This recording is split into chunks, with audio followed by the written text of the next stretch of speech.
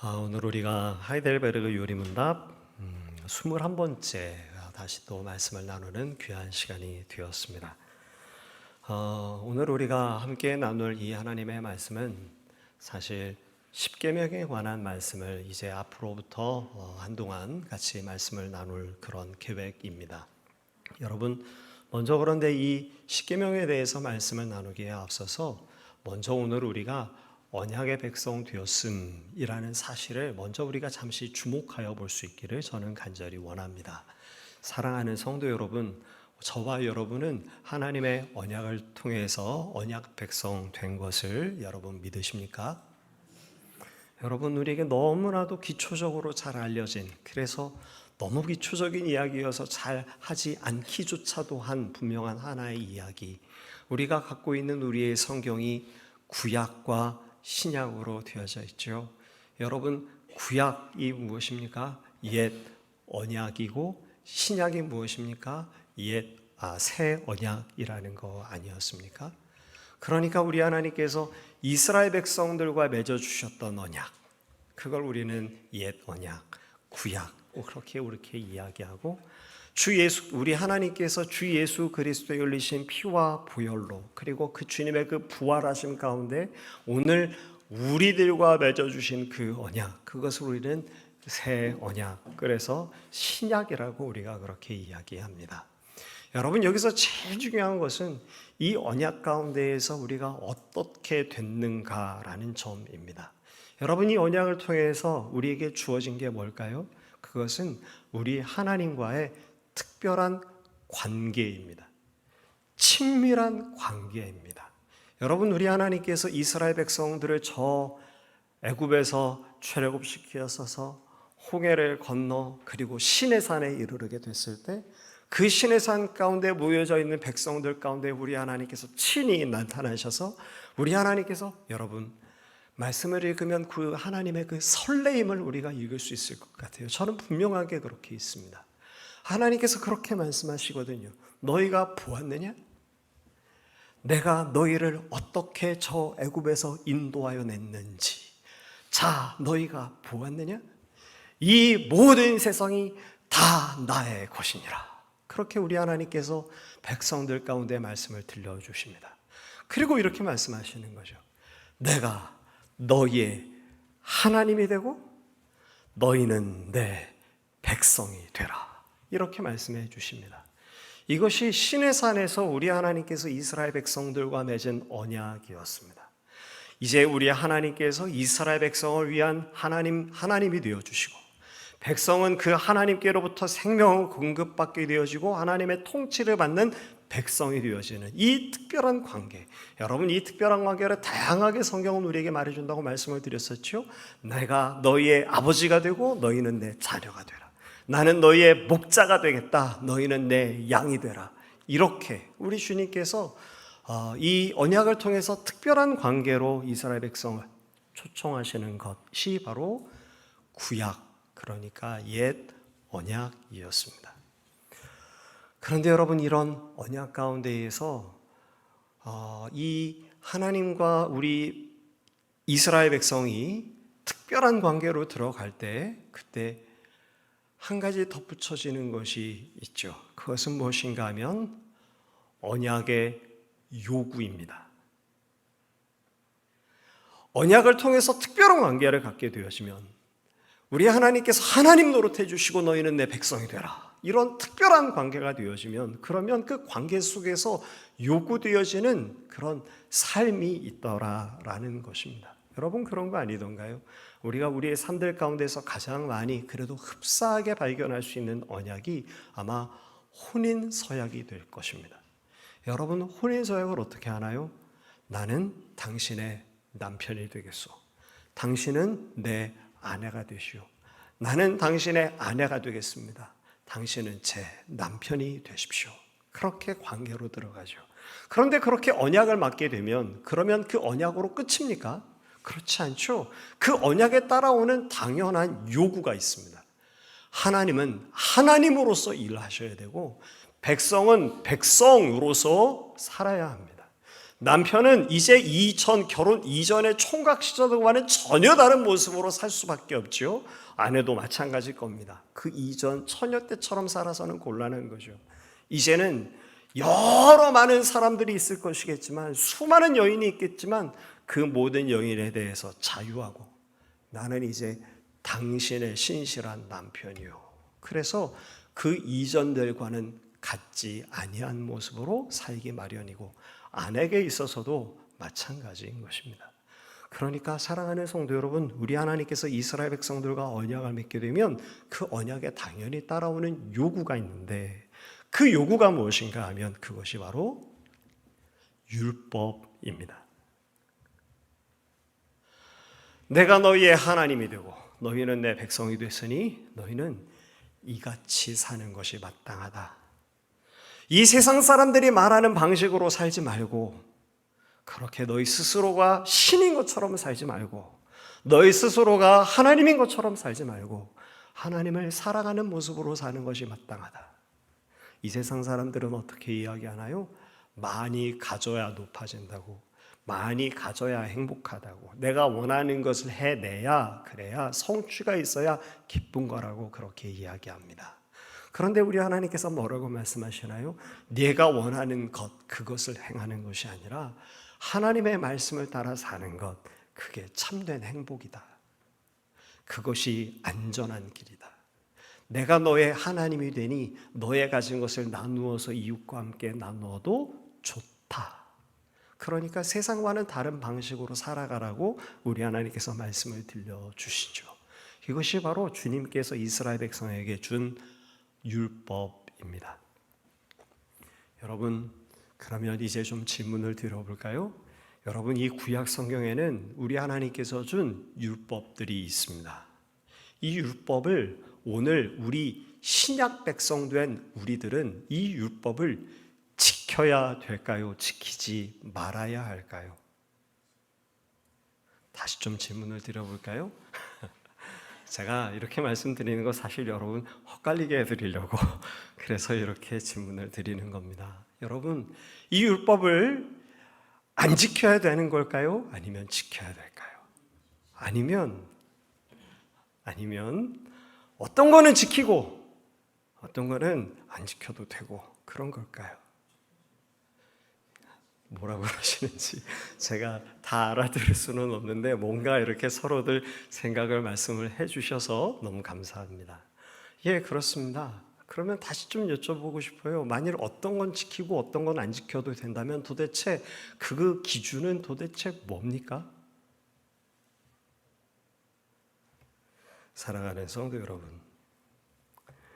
율법은 우리가 말씀을 늘 나누면서 우리에게 귀에 딱지가 않도록 늘 이야기를 듣기를 율법주의는 나쁜 거, 그렇게 우리가 늘 듣습니다. 그래서 여러분, 바리새인들이 바로 그 율법주의자들 아니었습니까? 그래서 우리가 바리새인처럼 되지 말아야 된다라는 거 아니었던가요? 그러니까 율법주의는 나쁜 거죠. 그런데 질문을 좀 바꿔서 다시 말씀을 드리겠습니다. 여러분, 권위는 좋은 것입니까? 나쁜 것입니까? 권위는 너무나도 좋은 거죠. 그렇죠? 아버지가 아버지로서의 권위를 갖는 것, 부모가 부모로서의 권위를 갖는 것, 선생님이 선생님으로서의 권위를 갖고 있는 것, 이건 너무나도 귀하고 아름답고 좋은 것입니다. 그런데 여러분, 다시 한번 조금 질문을 바꿔서 말씀드려볼까요? 권위는 귀하고 아름답고 그것은 존중받아야 되는 것인데, 여러분, 권위주의는 어떻습니까? 권위주의는 좀 이야기가 다른 거죠. 마땅히 권위가 존중받아야 하지만, 여러분, 권위주의로 만약 누군가가 우리에게 다가온다면 여러분, 저라도 넌덜머리가 날 것 같아요. 여러분, 권위는 귀하고 아름답고 좋은 거지만 권위주의는 우리가 배격해야 되는 그런 대상 아니던가요? 율법이 꼭 그렇습니다. 여러분, 율법은 귀한 것입니다. 그런데 율법주의는 옳지 않은 것입니다. 율법이 귀하다고 말하는 이유는 딱 하나입니다. 여러분, 율법 속에 담겨져 있는 것이 있는데 그것은 율법의 규정들 하나하나들이 아니고 그 속에 그 율법을 주시는 하나님의 마음과 하나님의 정신이 담겨 있기 때문에 그렇습니다. 그런 면에 있어서 율법은 귀한 것이죠. 그런데 여러분, 바리새인들은 어떻게 했던가요? 율법 하나 주어지면 그 율법을 지키기 위한 세부적인 규정이라고 하여서 수백 개의 구체적인 규정을 만들어냈다라는 거 아니던가요? 안식일, 그걸 지켜야 되는 것은 너무나도 귀한 겁니다. 그런데 안식일을 지킨다 하여서 여러분, 이런 몇 미터까지 가는 건 안식일을 지키는 건데 거기서 2미터라도 더 나가면 그건 안식일을 지키는 게 아니고, 여러분, 불을 켜는 건 괜찮은데 불을 끄는 건 안 되고, 여러분, 그렇다는 거던가 했던데요. 그래서 전통적인 유대주의자들 가운데에는 여러분, 안식일에 불을 안 켭니다. 왜냐하면 끌 수가 없거든요. 그런데 여러분, 요리를 하기 위해서 부득이해서 어떻게 해서 불을 켜면 여러분, 이 사람들은 불을 끄면 안식일을 어기는 게 됩니다. 그러니까 어떻게 하던가요? 제가 이스라엘에 사시던 분들 이야기 들어보니까 그럴 때 가끔 불려간대요. 외국인이거든요. 그러니까 이 사람은 꺼도 됩니다. 그래서 이 사람이 와서 불을 꺼준다는 이야기도 제가 들어본 적이 있습니다. 그러니 여러분, 이 율법주의는 얼마나 어리석고 얼마나 냄새나고 얼마나 악한 것일까요? 그러나 율법은 귀한 것입니다. 왜냐하면 율법 속에 하나님의 그 율법을 주신 마음이, 그 하나님께서 율법을 주신 의도가 그 가운데 담겨 있기 때문에 그런 거죠. 그러니까 이제 정리해서 다시 말할 수 있을 것 같습니다. 사랑하는 성도 여러분, 우리 신약 백성 되어진 저와 여러분이 율법을 지켜야 될 필요가 있을까요? 예, 지키지 않아도 됩니다. 왜냐하면 이 율법은 우리 하나님께서 이스라엘 백성들과 시내산에서 언약을 맺으면서 주신 거거든요.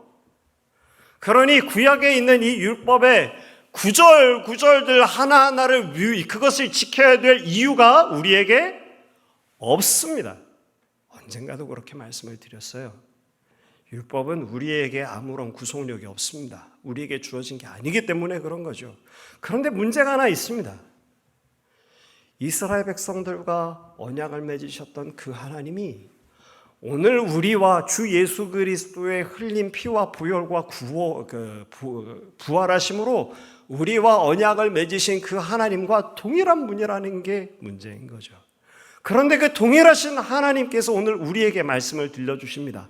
뭐라고 말씀하는가 하면 오늘 우리가 사랑의 이중계명을 따라서 살아야 된다고 우리에게 말해주는 것이죠. 우리가 약 한 2주 전쯤 우리가 하나님의 은혜로 구원받은 자로서 오늘 우리는 의롭게 살아야 한다고, 선행을 하며 살아야 된다고 말씀을 나눈 적이 있었습니다. 그것을 우리는 두 가지의 측면으로 살폈었죠. 첫 번째는 의도와 방향이라는 측면, 그리고 형식이라는 측면으로 우리가 살폈습니다. 여러분께 나눠드린 말씀 나눔지에 제가 지금 드리고 있는 말씀의 요지가 같이 담겨져 있습니다. 여러분이 의지와 방향, 그것은 어떤 것이었습니까? 이 세상 사람들은 다들 자기 자신의 자아의 성취와 목표를 위해서 그것을 가지면 우리가 행복하다고 바로 그것을 위해서 살아가지만 하나님의 은혜로 구원을 받은 하나님의 백성들은 어떻게 살아야 될까요? 하나님의 영광을 위해서 살아야 되는 것, 그게 바로 방향이고 의도가 다른 점이라고 말씀을 나눴었죠. 그리고 그렇게 우리가 살아갈 때 살아가는 그 삶의 형식도 역시 다르다고 말씀을 드렸습니다. 의롭게 사는 것, 선행을 하는 것은 이 세상에서의 실정법을 그저 준수하는 그런 수준이 아니라고 우리가 말씀을 나눴죠.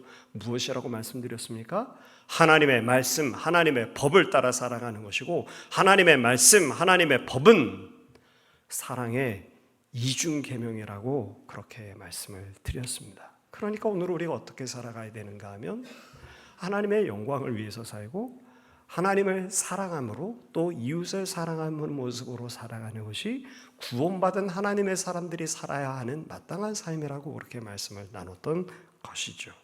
그런데 하나님을 사랑하고 이웃을 사랑하는 것을 여러분은 어떻게 하시겠습니까? 의식의 수준에 있어서 명제의 수준에 있어서 하나님을 사랑합시다. 예, 알겠습니다. 그렇게 하겠습니다. 아멘. 이걸 쉽습니다. 그런데 하나님 사랑하는 것을 어떻게 사랑할 것인가 말이죠. 이웃을 사랑하며 살아야 합니다.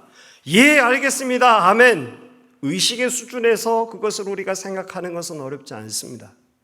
그런데 그러면 이웃을 사랑하며 어떻게 살아야 될까요?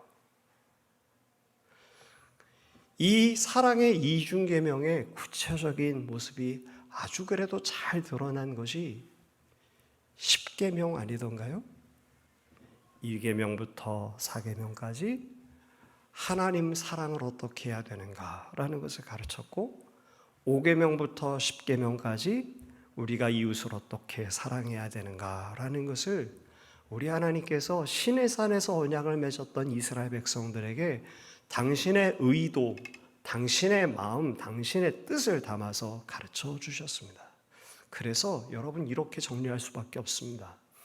율법을 지키는 것, 그건 우리에게 필요하지 않습니다. 그러나 그 율법의 정신, 그 율법을 주신 하나님의 의도, 그것을 살펴서 그 의도와 말씀을 따라 살아가는 것은 너무나도 귀한 것이죠.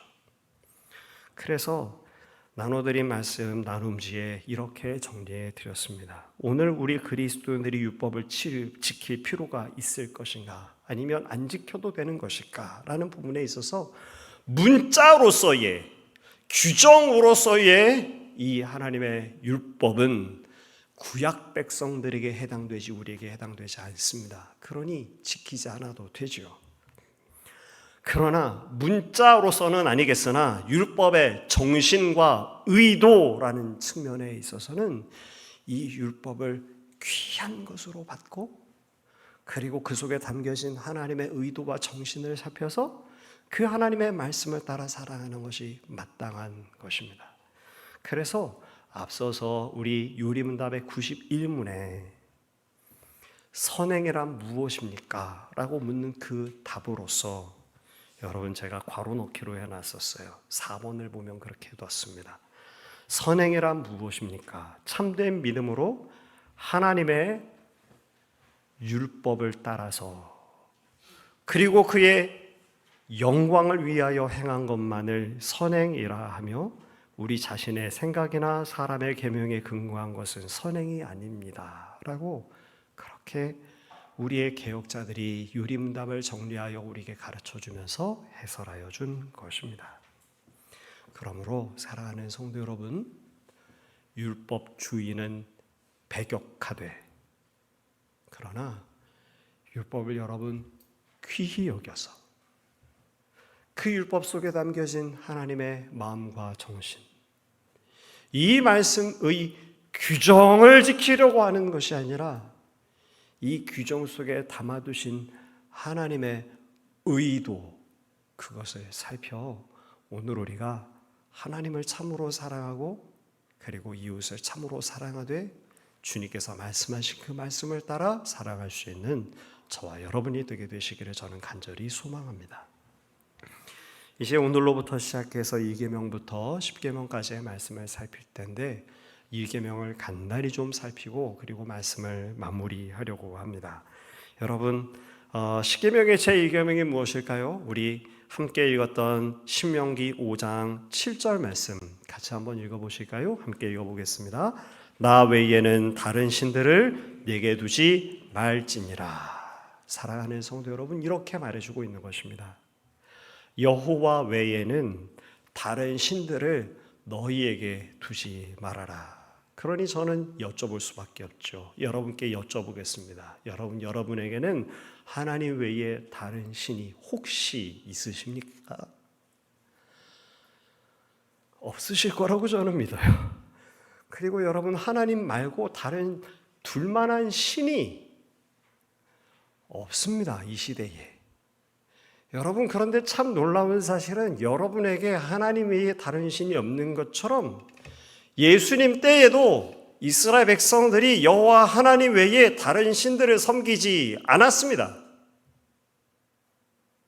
또 이스라엘 백성이 바벨론에 의해서 남유다가 멸망당한 이후에 저 바벨론으로 포로로 끌려갔던 거 아닙니까? 그들이 다시 본토로 다시 되돌아와서 성전을 재건하고 성벽을 재건합니다. 놀랍게도 그 이후로부터 이스라엘 백성들 가운데 우상 숭배는 없습니다.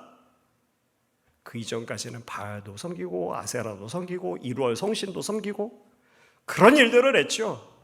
그런데 여러분, 저와 여러분이 하나님 외에 다른 신을 섬기는 그런 신들이 우리에게 없는 것처럼 예수님 때에도 사람들은 여호와 외에 다른 신들을 섬기지 않았습니다.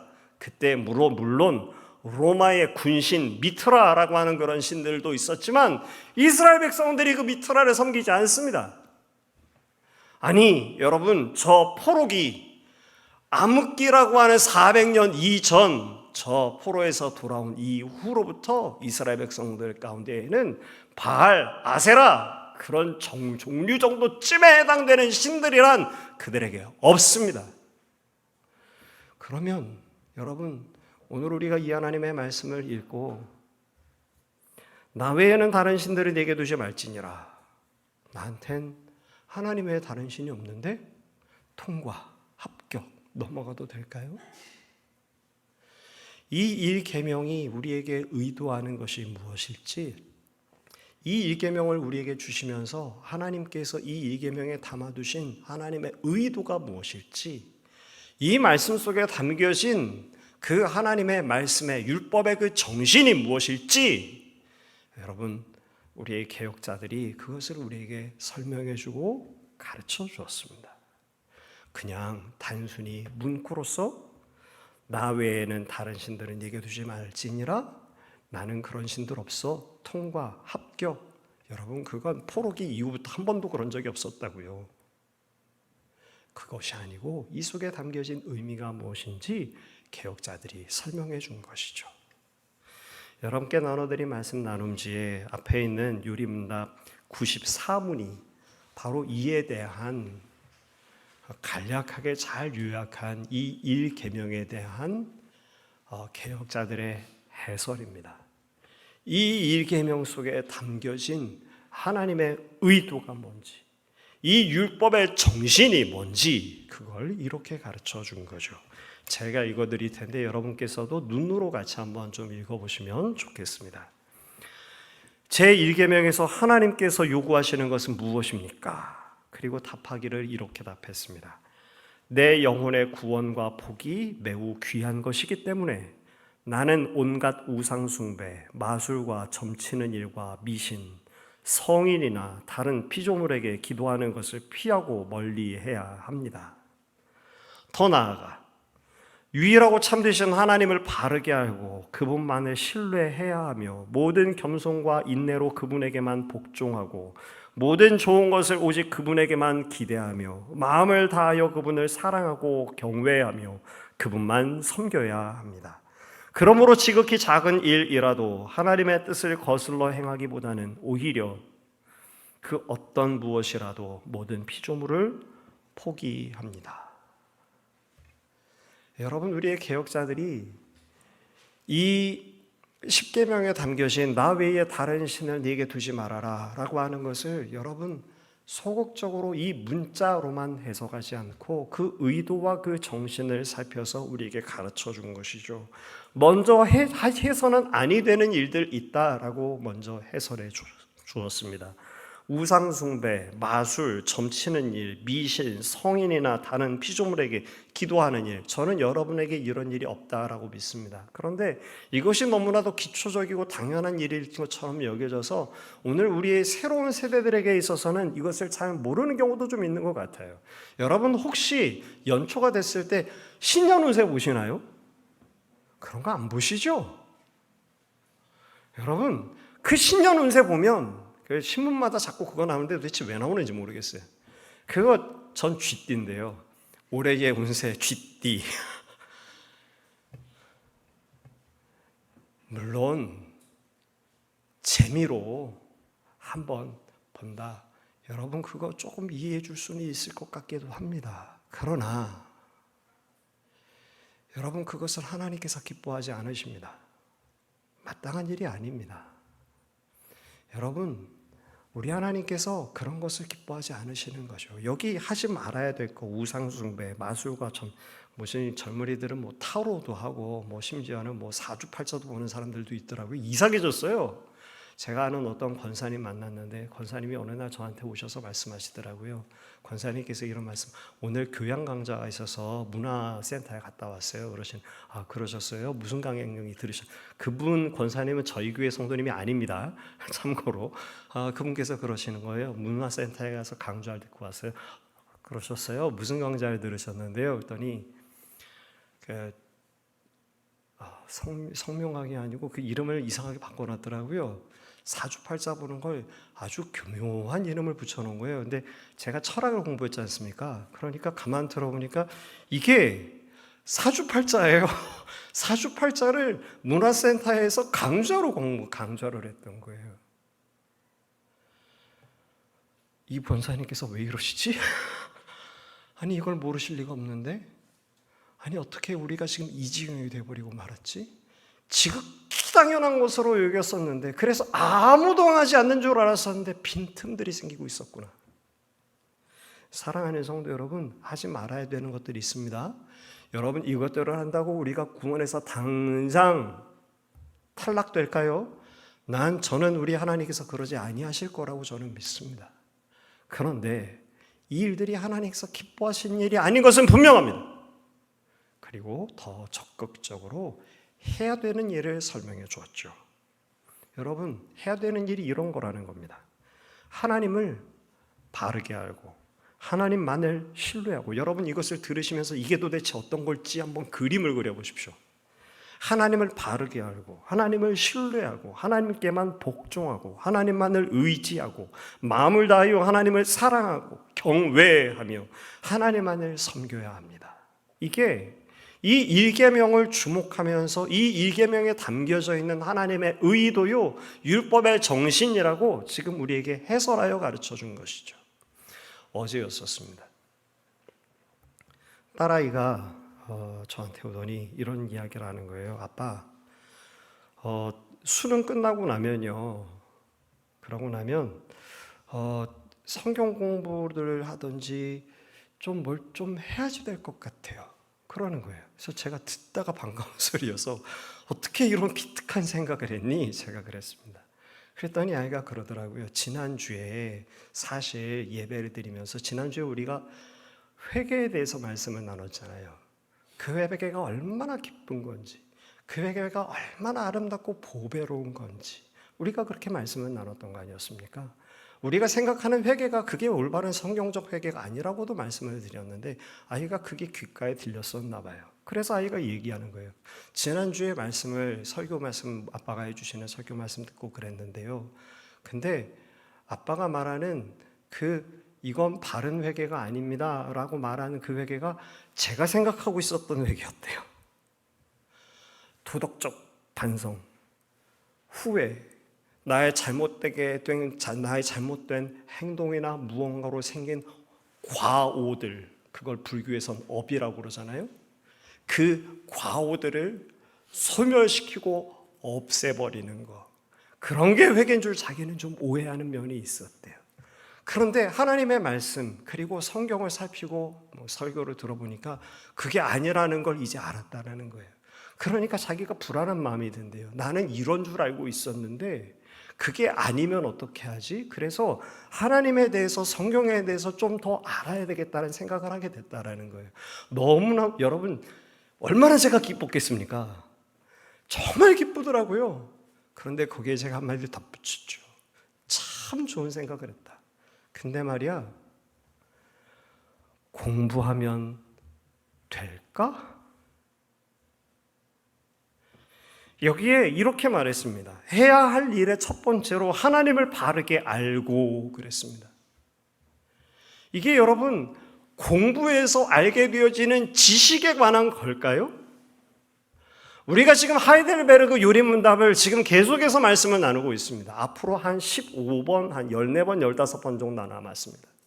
한 석 달, 넉 달 정도쯤 되면 우리가 이제 하이델베르그 요리문답을 그치게 될 텐데, 마치게 될 텐데, 여러분이 하이델베르그 요리문답을 우리가 공부하고 그것을 자꾸 달달달달 외우고 그래서 습득하게 되면, 그러면 우리의 신앙이 바르게 서는 것입니까?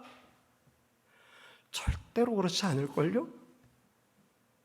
신앙은 우리가 그것을 하나님의 말씀이 어떤 분인지, 우리 하나님이 어떤 분인지, 하나님의 속성이 무엇인지, 성경이 우리에게 뭘 가르쳐 주는지 그걸 아는 것으로 되는 게 아니던데요.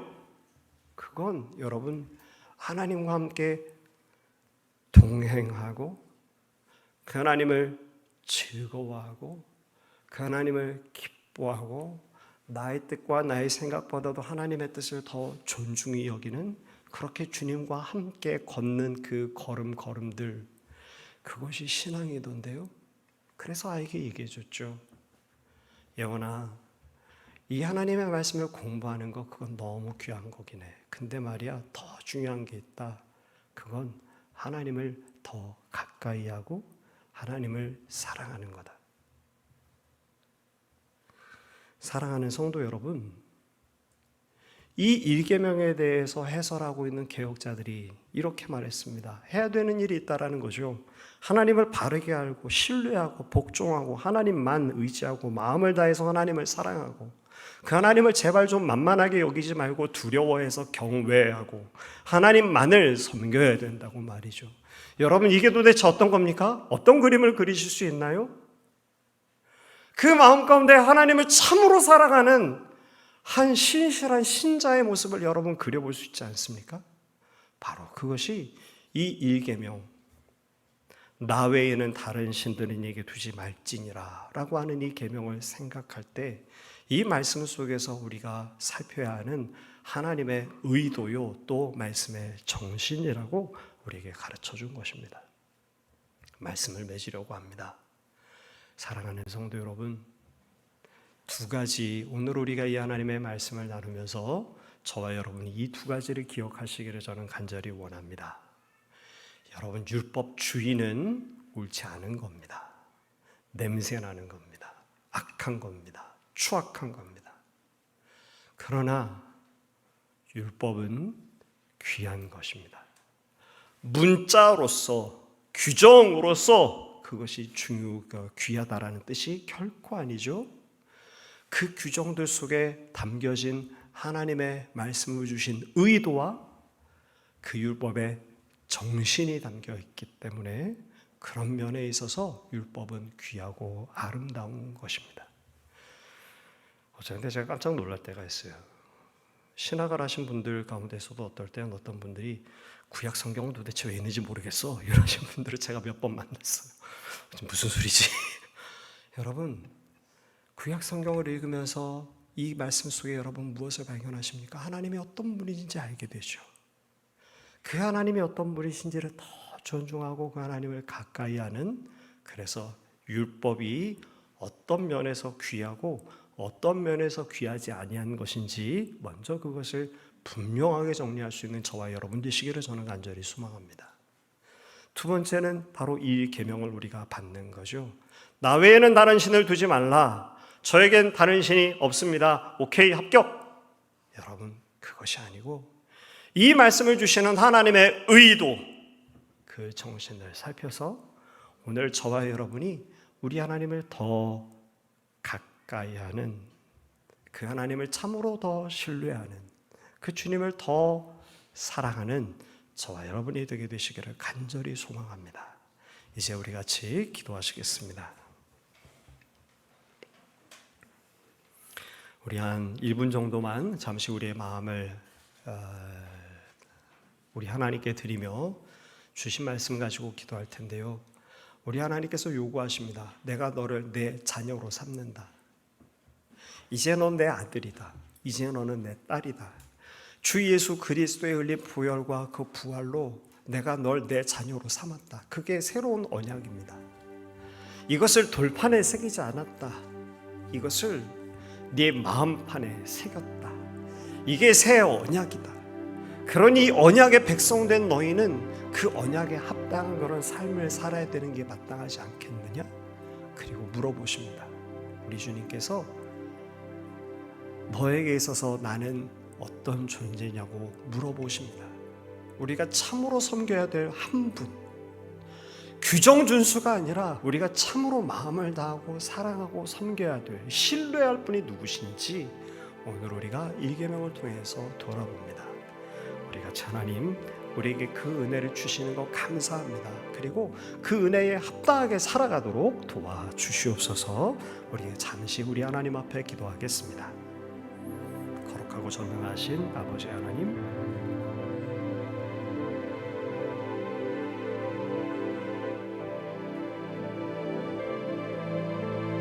우리가 하나님을 참으로 알고 친밀히 하고 그 하나님을 섬기는 자들이 될 수 있도록, 하나님을 참으로 살아가는 사람들이 될 수 있도록 아버지 우리를 도와주시옵소서. 하나님 외에 어떤 다른 것들을 우리가 섬기지 말게 하시옵소서. 하나님, 오늘 우리가 오직 하나님만 섬기게 하여 주시옵소서. 이 세상 사람들은 물질을, 돈을, 능력을, 지위를, 하나님 그것을 의지하고 그것을 바라보지만 하나님 오늘 우리가 우리의 참되신 우주의 주인이 되시는 하나님을 더 의지합니다. 그렇게 주 안에 살도록 아버지 붙들어 주시옵소서. 참 사랑과 은혜가 풍성하신 아버지, 오늘 우리에게 율법을 주시고 율법주의가 아닌 율법 속에 담긴 우리 하나님의 의도와 그 말씀의 정신을 아버지 오늘 우리로 다시 이 요리문답을 통해서 발견하게 하시니 하나님 감사합니다. 나 외에 다른 신을 내게 두지 말라라고 하신 이 말씀 속에 오늘 우리로 하여금 오직 하나님만을 더욱 섬기기를 원하시는 주의 뜻을 우리가 발견했사오니 하나님, 우리가 하나님을 진정으로 신뢰하고 그 하나님께 복종하고 나의 생각, 나의 뜻, 나의 판단보다도 하나님의 뜻을 더 앞세우며 그 하나님을 의지해서 오늘 우리가 하루하루를 주와 함께 살아갈 수 있는 참된 신자들이 될 수 있도록 도와주시옵소서. 예수님의 이름으로 간절히 기도합니다.